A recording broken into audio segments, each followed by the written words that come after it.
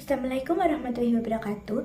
Perkenalkan, nama saya Iranda Rencani dengan NIM 222111098 dari kelas HES 5C. Di sini saya akan mereview materi Sosiologi Hukum dengan dosen pengampu Dr. Muhammad Yulijanto SAG MAG. Tema pertama tentang pengertian sosiologi hukum.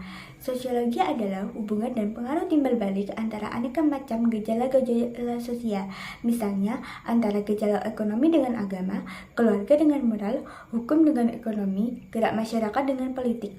Sedangkan hukum adalah seperangkat aturan yang sudah ditetapkan dan disahkan oleh pemerintah untuk mengatur perilaku masyarakat. Sosiologi hukum menurut Suryono Sukanto didefinisikan sebagai suatu cabang ilmu pengetahuan yang secara analitis dan empiris menganalisis atau mempelajari hubungan timbal balik antara hukum dengan gejala sosial lainnya. Sedangkan sosiologi hukum Islam adalah suatu ilmu sosial yang menjelaskan mengenai adanya hubungan timbal balik antara perubahan sosial dengan penempatan hukum Islam. Objek sosiologi hukum adalah hubungan timbal balik antara hukum dengan objek-objek sosiologi. Objek sosiologi terbagi menjadi dua, yaitu objek material dan objek formal. Objek material sosiologi adalah kehidupan sosial, gejala, dan proses hubungan antar manusia yang mempengaruhi kesatuan hidup manusia itu sendiri. Sedangkan objek formal sosiologi adalah hubungan antar manusia serta proses yang timbul dari hubungan manusia di dalam masyarakat. Kemudian tema kedua tentang hukum dan kenyataan masyarakat. Perubahan sosial menurut Selo Sumarjan adalah segala perubahan pada lembaga kemasyarakatan dalam suatu masyarakat yang mempengaruhi sistem sosialnya, termasuk nilai, sikap, dan perilaku di antara kelompok masyarakat. Teori perubahan sosial ada teori Max Weber, teori Emil Durkheim, dan teori Arnold M. Roth. Kemudian, tema yang ketiga adalah tentang yuridis empiris dan yuridis normatif. Pendekatan yuridis empiris yaitu pendekatan yang dilakukan dengan langsung pada objek penelitian yang hendak diteliti guna mendapatkan data informasi yang diperoleh dari studi lapangan. Objek kajian penelitian hukum empiris seperti efektivitas hukum, kepatuhan terhadap hukum, peranan lembaga atau institusi hukum di dalam penegakan hukum, dan lain-lain. Sedangkan pendekatan yuridis normatif yaitu pendekatan dalam arti menelaah kaidah-kaidah atau norma dan aturan yang berhubungan dengan tindak pidana kesusilaan dengan cara studi kepustakaan, yaitu dengan membaca, mengutip, menyalin, dan menelaah terhadap teori yang berkaitan erat dengan permasalahan studi lapangan. Objek kajiannya berupa norma dasar, asas hukum, peraturan perundang-undangan, peraturan lembaga hukum, dan lain-lain. Kemudian, tema keempat tentang mazhab pemikiran hukum, positivisme. Mazhab positivisme mempunyai pandangan di mana mengharuskannya pemisahan antara hukum dan moral secara tegas. Maksudnya adalah antara hukum yang berlaku, das sein, dan hukum yang seharusnya, das sollen. Kemudian, tema kelima tentang mazhab pemikiran hukum atau sociological jurisprudence. Mazhab sociological jurisprudence memandang bahwa hukum yang baik haruslah hukum yang sesuai dengan hukum yang hidup di masyarakat.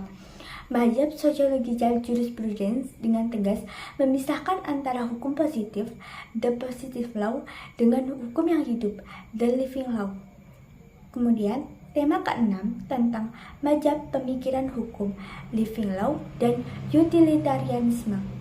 The living law sebagai produk budaya hukum yang selalu eksis dalam setiap masyarakat. Karenanya, hukum yang tidak diciptakan, namun hukum ditemukan dalam masyarakat. Namun seiring lahirnya dengan negara modern, the living law cenderung dihilangkan dan diganti dengan hukum positif. Namun dalam sistem hukum Indonesia, the living law masih diakui dengan batas-batas tertentu, seperti pengakuan terhadap masyarakat, adat dan hak-haknya, tradisionalnya, dan lain-lain. Utilitarianisme adalah suatu aliran yang meletakkan azas kemanfaatan sebagai tujuan utama hukum. Kemanfaatan di sini diartikan sebagai kebahagiaan. Manusia bertindak untuk mendapatkan kebahagiaan dan mengurangi penderitaan. Tema ketujuh tentang Ibnu Khaldun dan David Emil Durkheim. Ibnu Khaldun adalah tokoh pemikir Muslim abad ke-14. Beliau mengembangkan teori Habia dan sosiologi. Dalam sosiologi, Ibnu Khaldun membagi masyarakat menjadi 3 tingkatan. Yang pertama, masyarakat primitif, di mana mereka belum mengenal peradaban, hidup berpindah-pindah dan hidup secara liar. Kemudian kedua, masyarakat pedesaan, hidup menetap walaupun masih sederhana. Mata pencaharian mereka dari pertanian dan peternakan. Kemudian yang ketiga, masyarakat kota.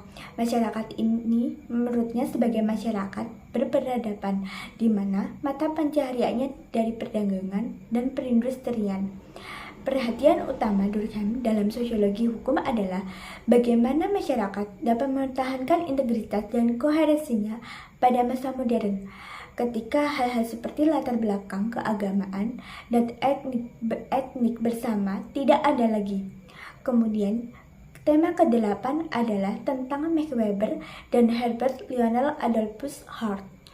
Max Weber memiliki karya yang paling populer berjudul Etika Protestan dan Semangat Kapitalisme. Weber berpendapat bahwa agama adalah salah satu alasan utama bagi perkembangan yang berbeda antara budaya Barat dan Timur. Karya Hart yang paling dikenal adalah konsep hukum. Gagasan-gagasan terpentingnya adalah kritik terhadap teori John Austin bahwa hukum adalah perintah penguasa yang ditopang oleh ancaman hukuman dan pemisahan antara peraturan primer dan sekunder. Kemudian, tema ke-9 tentang faktor-faktor yang mempengaruhi keefektifitasan hukum dalam masyarakat. Efektivitas hukum dapat diartikan sebagai kemampuan hukum untuk menciptakan atau melahirkan keadaan atau situasi seperti yang dikehendaki atau diharapkan oleh hukum. Faktor-faktor yang mempengaruhi keefektifan hukum dalam masyarakat meliputi faktor-faktor itu sendiri, faktor para penegak hukum, faktor sarana dan prasarana, dan faktor masyarakat, faktor budaya. Kemudian, tema ke-10 adalah tentang law dan social control. Untuk memenuhi kebutuhan masyarakat, maka perlunya terbentuknya hukum sebagai social control masyarakat. Diartikan sebagai pengawas oleh masyarakat terhadap jalannya pemerintahan. Dengan demikian, social control bertujuan mencapai keserasian antara stabilitas dengan perubahan dalam masyarakat. Tujuan hukum adalah untuk mencapai kedamaian dengan mewujudkan kepastian dan keadilan dalam masyarakat. Kemudian, tema ke-11 tentang Social Legal Studies.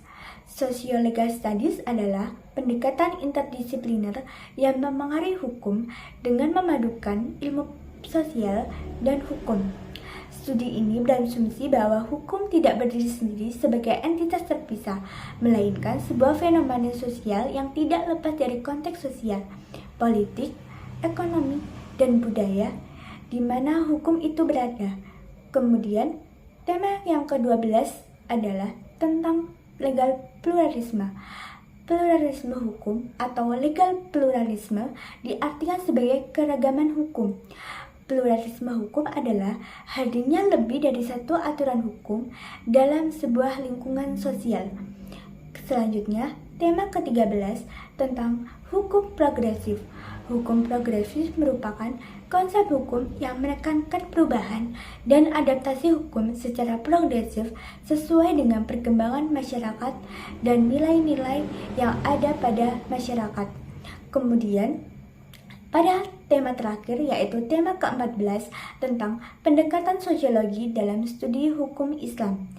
Pendekatan sosiologi dalam studi hukum Islam berfokus pada hubungan antara hukum Islam dengan masyarakat serta dinamika sosial yang mempengaruhi penerapan dan interpretasi hukum tersebut. Pendekatan ini melihat hukum Islam tidak hanya sebagai norma normatif yang bersifat statis, tetapi sebagai sistem yang terus berkembang sesuai dengan kondisi sosial, budaya, dan ekonomi masyarakat. Setelah mempelajari mata kuliah sosiologi hukum dengan 14 materi, saya memperoleh banyak inspirasi yang bisa diterapkan dalam kehidupan sehari-hari dan profesi di masa depan. Salah satu hal yang saya pelajari adalah bagaimana hukum tidak hanya sebagai seperangkat aturan, tetapi juga sebagai produk sosial yang dipengaruhi oleh kondisi sosial, budaya, dan ekonomi masyarakat. saya menjadi lebih memahami peran hukum dalam menjaga keadilan sosial, serta bagaimana hukum berfungsi untuk menyeimbangkan kepentingan individu dan masyarakat, memastikan hak asasi manusia dihormati di berbagai lapisan sosial. Selain itu, saya juga menyadari pentingnya hukum di dalam menyelesaikan konflik secara adil, serta bagaimana hukum bisa menjadi agen perubahan sosial yang positif. Pemahaman ini menginspirasi saya untuk lebih sensitif terhadap norma sosial yang ada dan bagaimana mereka mempengaruhi kebijakan hukum. Saya terinspirasi untuk lebih kritis terhadap ketimpangan dalam penerapan hukum. Hukum sebagai alat pengontrol sosial dan interaksinya dengan kebudayaan memberi saya pemahaman bahwa hukum perlu disesuaikan dengan norma dan budaya lokal sehingga bisa diterima. Saya menyadari pentingnya hukum. Selain itu, saya juga mempelajari bagaimana hukum dapat digunakan untuk membebaskan atau menindas, yang menginspirasi saya untuk berjuang untuk hukum yang lebih adil dan inklusif. Dengan mempelajari teori hukum, saya semakin mengembangkan pemikiran kritis tentang hubungan antara hukum dan masyarakat. Terakhir, pemahaman tentang etika dan tanggung jawab dalam praktik hukum mengingatkan saya untuk selalu berpegang pada prinsip moral dan setiap tindakan hukum, memastikan bahwa keadilan tetap dijunjung tinggi.